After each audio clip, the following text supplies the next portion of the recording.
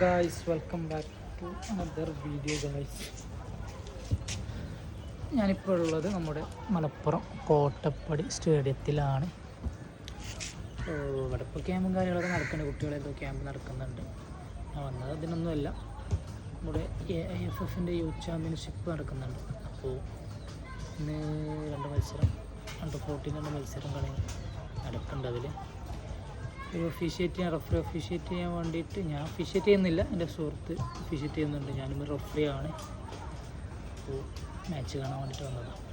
9 മണിക്ക് മാച്ച്. പക്ഷെ നമ്മൾ റഫറീസ് എന്ത് ചെയ്യണം, 2 മണിക്കൂർ മുന്നേ ഗ്രൗണ്ടിൽ റിപ്പോർട്ട് ചെയ്യണം. എന്നിട്ട് ഇവിടെ ഗ്രൗണ്ടും കാര്യങ്ങളൊക്കെ എന്ത് ചെയ്യണം, നോക്കണം.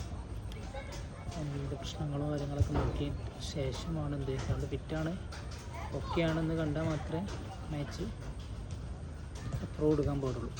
അപ്പോൾ 2 മണിക്കൂർ മുന്നേ എത്തിയിട്ട് ഗ്രൗണ്ടും കാര്യങ്ങളൊക്കെ നോക്കിയിട്ട് എന്ത് ചെയ്യാം, അപ്രൂവ് കൊടുത്തതിന് ശേഷം മാച്ച് സ്റ്റാർട്ട് ചെയ്യും. അത് എല്ലാ കളികളിലും എന്ത് ചെയ്യണം, റഫറീസ് നേരത്തെ എത്തിയിട്ട് ഗ്രൗണ്ട് നോക്കണം. പക്ഷേ ഓൾമോസ്റ്റും എന്താണ്, മാനേജ്മെൻറ്റ് അല്ലെങ്കിൽ കളി നടത്തുന്ന ആൾക്കാർ, ടൂർണമെൻറ്റ് കമ്മിറ്റി ഒന്നും കാര്യങ്ങൾ സെറ്റാക്കിയിട്ടുണ്ടാവും.